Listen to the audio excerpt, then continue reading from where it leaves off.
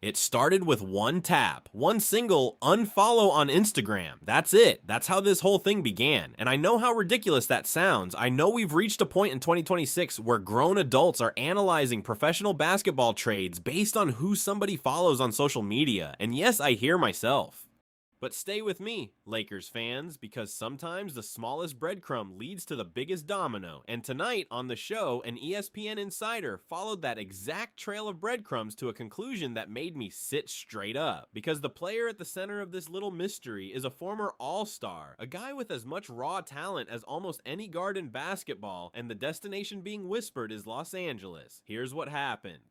Shams Charania was on, and they were breaking down the strangest, most fascinating situation of the entire offseason. The slow, quiet, unmistakable cracking of the relationship between the San Antonio Spurs and their starting point guard, De'Aaron Fox. And right in the middle of laying out all the signs, all the little clues, Shams floated the Lakers as a team that makes a lot of sense as a landing spot. The Los Angeles Lakers for De'Aaron Fox. A genuine, lightning-fast, clutch shot-making lead guard, potentially available at the lowest moment of his entire career. And that right there is the magic words. The lowest moment of his career, because that's exactly when smart teams pounce. So let me put on my detective hat and walk you through the evidence, because once you see these breadcrumbs laid out in a row, you are not going to be able to unsee them. Let me start with where De'Aaron Fox actually is, because this is a story that's moved fast. A little over a year ago, Fox forced his way out of Sacramento and landed with the San Antonio Spurs, who promptly handed him an enormous 4-year contract worth around $229 million, a deal that doesn't even officially begin until next month. He was supposed to be the veteran engine next to Victor Wembanyama, the guy who would steer that young, ascending team toward a championship. And for a while, it worked. The Spurs made a stunning run all the way to the NBA Finals, and that's where the story takes its dark turn. Because in those finals against the Knicks, De'Aaron Fox struggled badly. He was hampered by an ankle injury, his shot abandoned him, and in the biggest moments on the biggest stage, he came up small.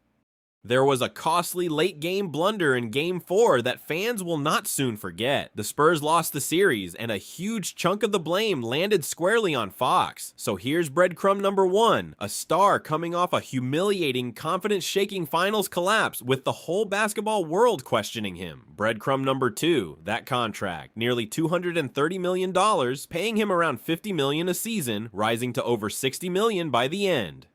And here's the problem for San Antonio. They've got young guards everywhere. They drafted Dylan Harper, who actually outplayed Fox in those very finals. They've got Stephon Castle, a rising star who needs to be paid soon. And looming over all of it, Wembanyama's massive extension kicks in next year, which is going to squeeze their finances hard. Suddenly, that giant Fox contract looks less like a luxury and more like a problem they may need to solve.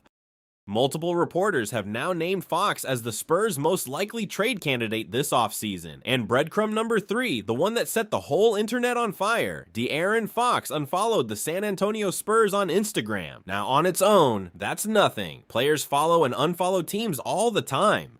But in the context of everything else, the bad finals, the logjam, the contract, the trade rumors, that little tap feels like a man quietly signaling that his heart might already be halfway out the door. It's the kind of clue a good detective doesn't ignore. Now, I have to be fair and give you the other side, because there is one. ESPN's own Brian Windhorst has reported that as of right now, the Spurs are committed to Fox as their franchise point guard and expect to keep him.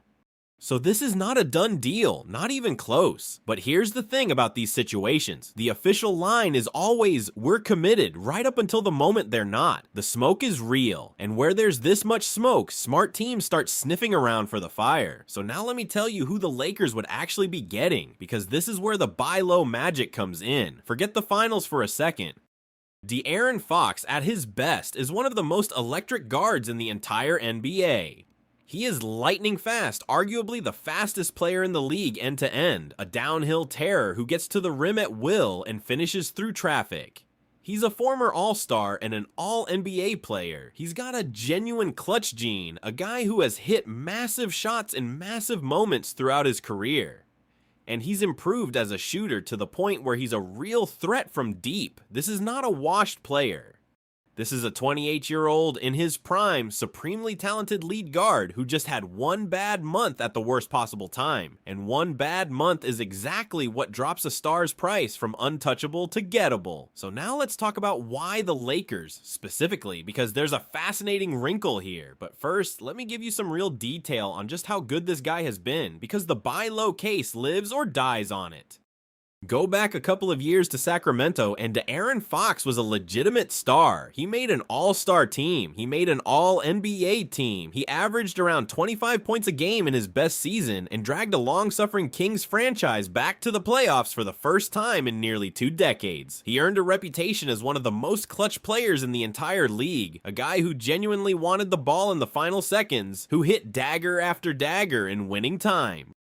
And his calling card has always been that absurd top-of-the-league speed, the kind that lets him blow by anybody and collapse a defense in an instant. Even in San Antonio, before the finals went sideways, he was a key reason that young team punched above its weight all the way to within a few wins of a title. So when I tell you the talent is real, I'm not guessing. I'm pointing at a track record. The finals were ugly, no doubt, but you don't lose that kind of ability in one bad series.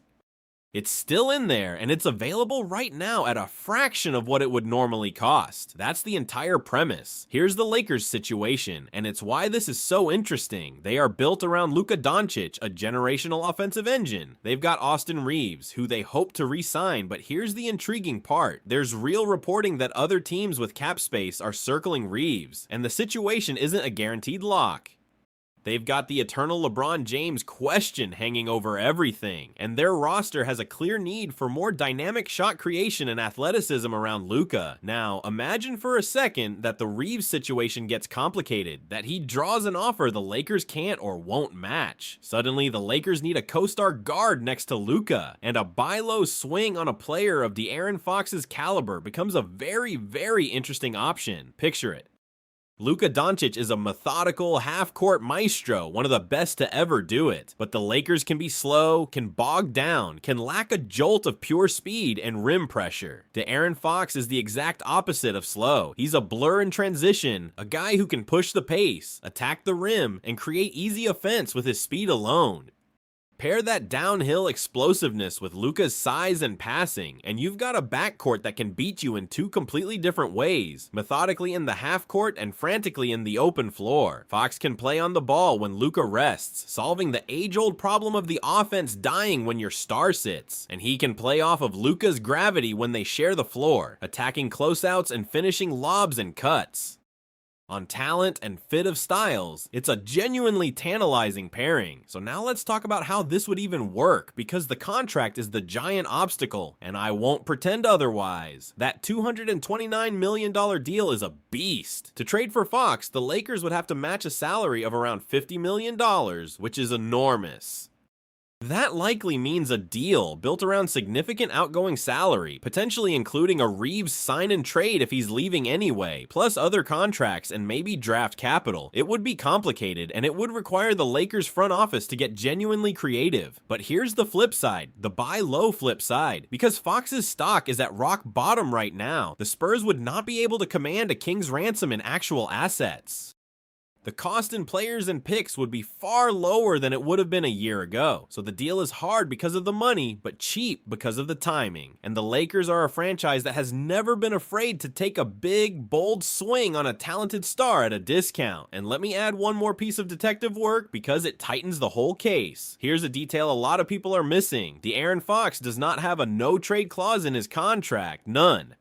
So if San Antonio decides to move him, he has zero say in the matter. That's important, because it means this doesn't require Fox to force his way out the way he did in Sacramento. The Spurs can simply decide the financial math no longer works and pull the trigger. And the math is genuinely getting scary for them. Think about the dominoes. Stephon Castle needs a new deal soon, and it's going to be expensive. Dylan Harper, who outplayed Fox on the biggest stage, needs to be paid after that.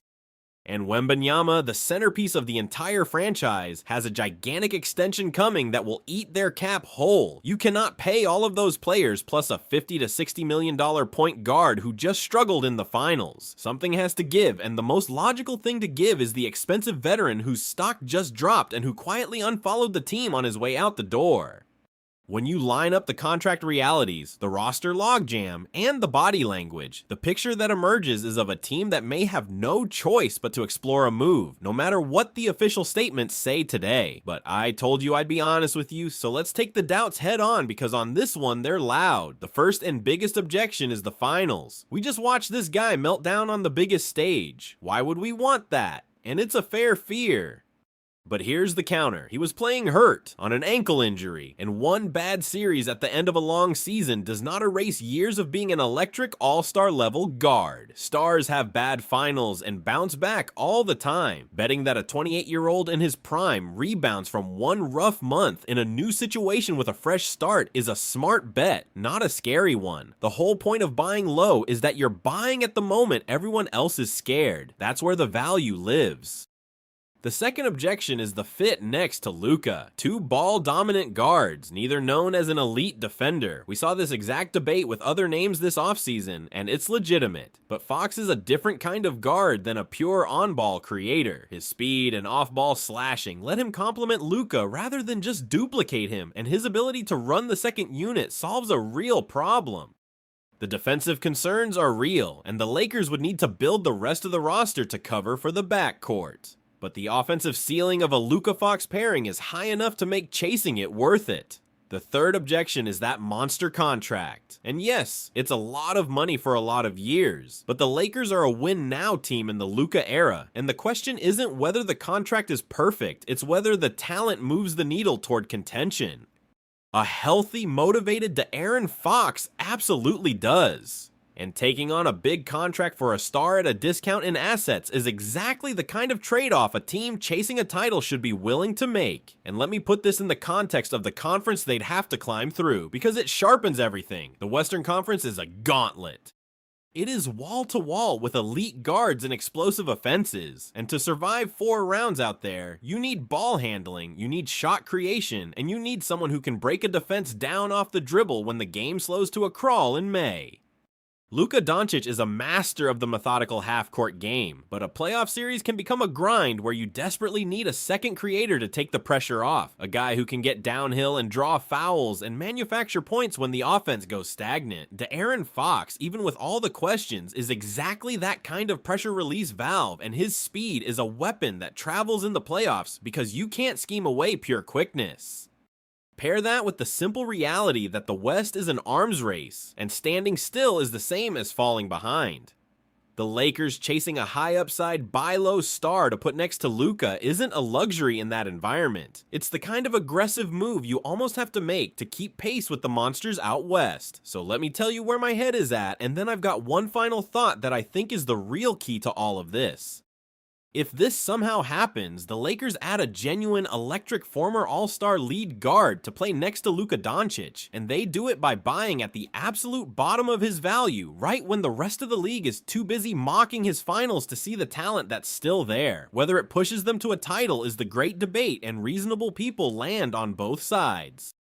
But there's no denying the upside of a Luka and Fox backcourt is enormous, and the Lakers have always been a franchise willing to gamble on star power.